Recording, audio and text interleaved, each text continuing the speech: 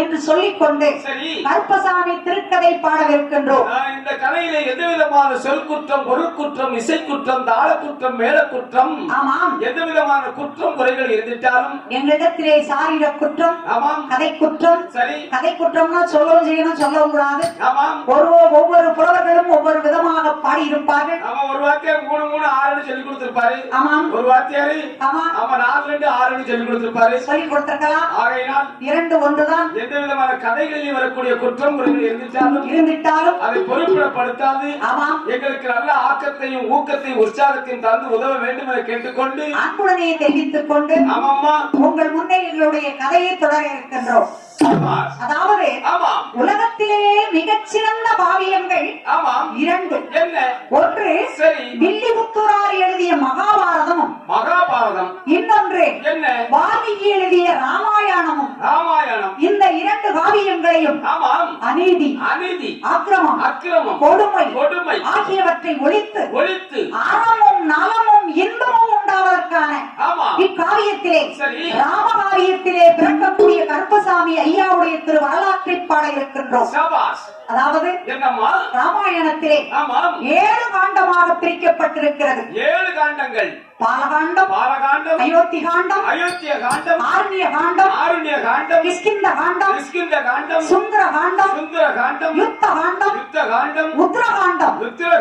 உத்தரகாண்டத்திலே அதாவது அஸ்வமேதையாகம் என்னும் திருக்கதையிலே பிறப்பவர்தான் நம் ஐயா கருப்பசாமி அப்பனாகும். சரி, இவருடைய கதையானது இந்த கதையை கேட்ட மக்களுக்கு சகல வளங்களையும் நமக்கு ஏற்படுத்தி தருவார். நல்ல செல்வ செழிப்பை உண்டாக்கி கொடுப்பார். நோயற்ற வாழ்வு, குறைவற்ற செல்வத்தையும் தீராத விதிகளை தீர்த்து வைப்பார். எல்லா நலமும் எல்லா வளமும் கிடைக்க செய்வார் என் அப்பனான கருப்பசாமி அப்பன் கங்கா பரமேஸ்வரி என்று சொல்லிக்கொண்டு உங்கள் முன்னே என்னுடைய கதையை தொடர இருக்கின்றோம்.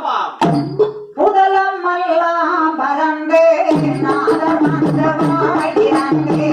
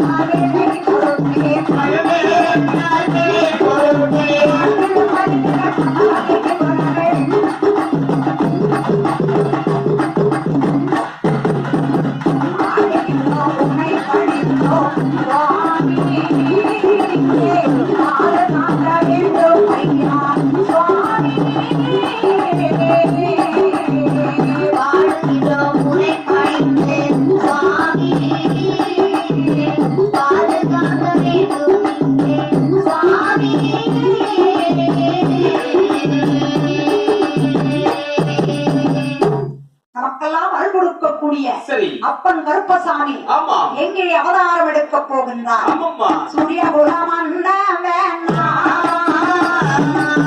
சுத்தமுள்ள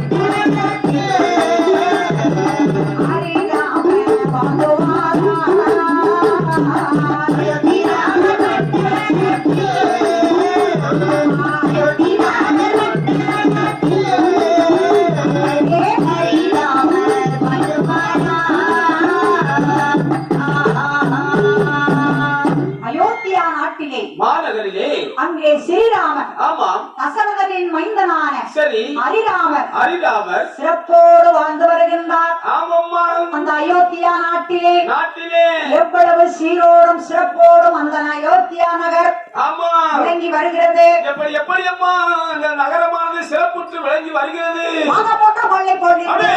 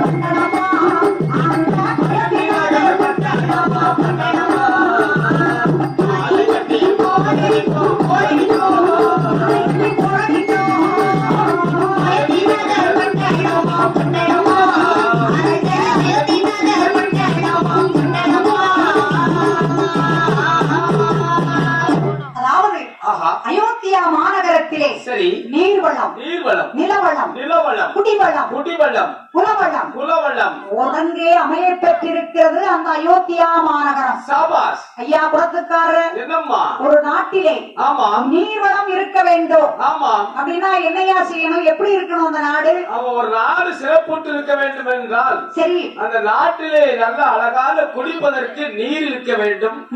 நீர்வளம் இருக்க வேண்டும். அவன் நீரின்றி அமையாது உலகு என்பார்கள் என்று சொல்லுவார்கள். நம்ம இன்னைக்கு என்னதான் அன்னதானத்துல ஆமாம் நல்ல அழகாக பிரியாணி ஆமாம் பூரி இட்லி சாப்பிட்டாலும் ஆமாம் ஒரு நம்ம தண்ணி சாப்பிட்டா தான் நம்ம சாப்பிட்ட சாப்பாட்டுக்கு திருப்தி. ஆமாம் தண்ணி அருந்தவில்லை என்றால் ஆமாம் சாப்பாடு மட்டும் சாப்பிட்டு இருக்க முடியுமா ஐயா? முடியாது. ஆனால் என்ன நீர்வளம் ஆமாம் நிலவளம் அப்படி ஒருங்கே அமைய பெற்றிருந்த நாடுதான் ஆமாம் அயோத்தியா மாநகரம். ஆமா அயோத்தியா நாட்டிலே வாழக்கூடிய மக்கள் நல்ல வேர் மக்கள் நன்மக்கள் நல்ல மக்கள். இன்னைக்கு முழமன் என்று சொல்லக்கூடிய அருமையான கிராமத்திலே ஆமா இந்த நன்னகரிலே வாழக்கூடிய மக்களும் அதே போல வேர் மக்கள் நன்மக்கள் நன்மக்கள் நல்ல சிறந்த ஆன்றோர்கள் ஆன்றோர்கள் சிறந்த சான்றோர்கள் உறவுகள், கதையை கேட்கக்கூடிய அன்பு நிறைந்த பக்தகோடி மக்கள், ஆமா, சிறப்பாகவே கதையை கேட்கக்கூடிய ஆன்மீக நெஞ்சங்கள் ஆன்மீக நெஞ்சங்கள் இன்னைக்கு முரம்பன் என்று சொல்லக்கூடிய அருமையான மாநகரை வாழ்ந்து வருகிறார்கள். ஆமாம். அதே போல அயோத்தியா மாநகரிலே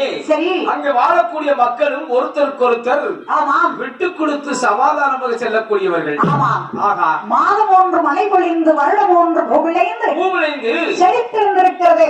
ஆஹா, அந்த காலத்துல ஆமாம்மா, மாதம் 3 மழை. ஆமா, 3 மழை பெஞ்சிருக்கு. அவையா, ஆமா, 1ஆம் தேதியில இருந்து 10ஆம் தேதிக்குள்ள ஒரு மழை. ஒரு மழை. ஆமா, 20ஆம் தேதியில இருந்து இருந்து ஆமா 30ஆம் தேதிக்குள்ள ஒரு மழை. ஒரு மழை. இப்படியா நமக்கு மாதம் 3 மழை பெஞ்சிருக்கு. ஆம். சரி, அப்படி மாதம் ஒன்று மழை பொழிந்து வருடம் ஒன்று பூவு. ஆமாம். இன்னைக்கு பாருங்க நம்ம அம்பாள் ஆமா, எல்லா பரமேஸ்வரி, மாரியம்மாள், காளியம்மாள், கருப்பசாமி ஆலய திருவிழாவிற்காக ஆமாம், வரும்பொழுதே மழை பொழிந்தது. ஆமா, பூமியை குளிர வைத்திருக்கிறாள். பூமியை குளிர வைத்திருக்கின்றாள். ஆமா, அம்மா மனம் குளிர்ச்சி வந்திருக்கு, ஆனா பூமியை குளிர வச்சிருக்கா. ஆம். ஆமா, அம்மா பூமியை வெகு தொலைவிற்கு வரும்போது நல்ல மழை பொழிந்தது. ஆமா, இன்னும் அந்த மாதிரி தான் இருக்கும் நினைச்சோம். ஆமா, ஆனால் என்ன பரமேஸ்வரி அம்மாள், கருப்பசாமி ஐயாவுடைய வரலாறை பாடும்போது சரி, கொடை முடிஞ்ச உடனே நல்ல சிறப்பான மழையை தருவார். தருவாள். நல்ல பூமியை குளிர வைப்பார். ஆமா, நம்ம ஐயாவுடைய திருக்கதை கேட்ட மக்களுக்கு நினைத்ததை நிறைவேற்றுவார். ஆமா, கேட்டதை கிடைக்க செய்வார். ஆமாம்மா. அப்படி இருக்கின்ற வேளை நாளையிலே அயோத்தியா நாட்டிலே ஆமா, அங்கே தெருக்கள் எல்லாம் வீதி வீதியாக சிறப்புற்று அமைய பெற்றிருக்கிறது. ஆமா, அந்த அயோத்தியா எப்படி இருக்கின்றது? அந்த நாட்டிலே வாழக்கூடிய மக்களும் அந்த கிராமத்திலே வாழ்ந்து வரக்கூடிய மக்களும் தெருக்களும் எப்படி எப்படி இருந்து வருகிறது? கட்டையிட்டது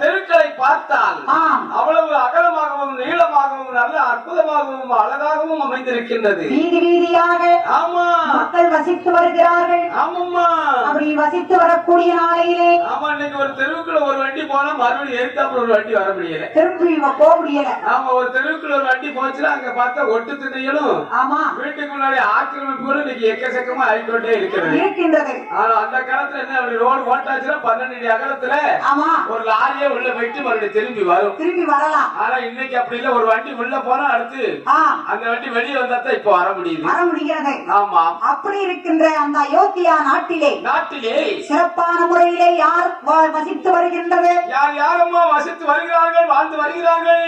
ராமச்சந்திர பூபதியும் ஆமா சீதாதேவியரோடு ஆமா சிறப்புற்று வாழ்ந்து வந்தார். ஆனால் என்ன, அது கடைகள் தெருவும் கட்டியக்காரர்களும் கணக்காயர்களும் 1000 பேர்கள் வசித்து வந்தாலும் கூட ரகுராமச்சந்திர பூபதி ஒவ்வொரு தெருவிற்கும் 2 தலையாரிகளை நகர் சோதனைக்காக அனுப்புகின்றார். நகர் சோதனை என்றால் என்ன? அந்த கிராமத்திலே அந்த தெருவிலே என்னென்ன நல்லது நடக்கின்றது, என்ன நடக்கிறது, என்ன கெட்டது நடக்கின்றது, மக்களுக்கு என்ன செய்து கொடுக்க வேண்டும், தெருவில் உள்ள மக்களுக்கு என்ன வேண்டும், ஆமா, என்ன தேவைகளோடு மக்கள் வாழ்ந்து வருகிறார்கள், என்ன குறை இருக்கிறது, ஆமா, அந்த குறையை நிறைவேற்றி வைப்பார் ஸ்ரீராமர். ஆமா, அதுதான் அவர்கள் வழக்கம். ஆமா, ஆனால் வீடு தேடி தலையாரிகள் என்று சொல்லி 2 பேர்கள் வந்து கொண்டே இருப்பார்கள். நித்தம் நித்தம். ஆம், ஆனா அந்த காலத்துல வீடு தேடி குறை கேட்க வந்திருக்காங்க. குறை கேட்க வந்திருக்காங்க. இன்னைக்கு நம்ம ஞாயிற்றுக்கிழமையால கலெக்டர் ஆகிற மண்டே பெட்டிச்சு கொடுக்க வேண்டியிருக்கு. அப்படி இருக்கிறது. நம்ம குறைகளை சொல்றதுக்கு அங்க போக வேண்டியிருக்கு. அங்க போக வேண்டியிருக்கு. ஆனா ராமர் வாழ்ந்த காலத்திலே, ரகுராமர் வாழ்ந்த காலத்திலே நம்ம வீடு வீடா வந்து உங்களுக்கு என்ன குறை இருக்கு, என்ன குறை இருக்குன்னு ராமர் கேட்டு வந்திருக்கிறார். என்ன குறையாக இருந்தாலும் சொல்லுங்கள் அரசர். ஆமா ரகுராமச்சந்திர பூபதி இடத்திலே அதை சொல்லி நாம நிறைவேற்றிக் கொள்ளலாம் ஆமா என்று சொல்லி அனுப்பி இருக்கின்றார். சரி, 2 தலையாரிகளும் வந்து கொண்டிருக்கின்றார்கள். ஆமாம். நகர் சோதனைக்காக வீதி வீதியாக வருகின்ற வழியிலே வழியிலே ஒரு தெருவீதியிலே ஆமா என்ன நடக்கின்றது? என்ன நடந்து வருகிறது? அங்கே இந்த தெருவிலே சரி, வசித்து வரக்கூடிய ஆமா யார் அங்கே வாழ்ந்து வருகிறார் என்று கேளுங்கள். யார் யாரம்மா வாழ்ந்து வருகிறார்கள்? தசகமாடன் என்பவன் அவனுடைய மனைவி இல்லாமே இளங்கோவால் வசித்துவாரா. அவன் நல்ல மனைவி தோமா அறிவுடனே வாழ்ந்துவாரா. வாழ்ந்து வருநாளிலே வாழ்ந்து வருநாளிலே தேவையுடனே நடக்கையா. வாழ்ந்து வருநாளிலே வாழ்ந்து வருநாளிலே தேவையுடனே நடக்கையா. வாழ்ந்து வரக்கூடிய நாளையிலே ஆமாம்மா, என்ன நடக்கின்றது? என்னம்மா நடந்து வருகிறது? அந்த தெருவீதியிலே சரி, அதாவது என்ன? ரசகமாடன் ஆ ரசகமாடனுடைய துணைவி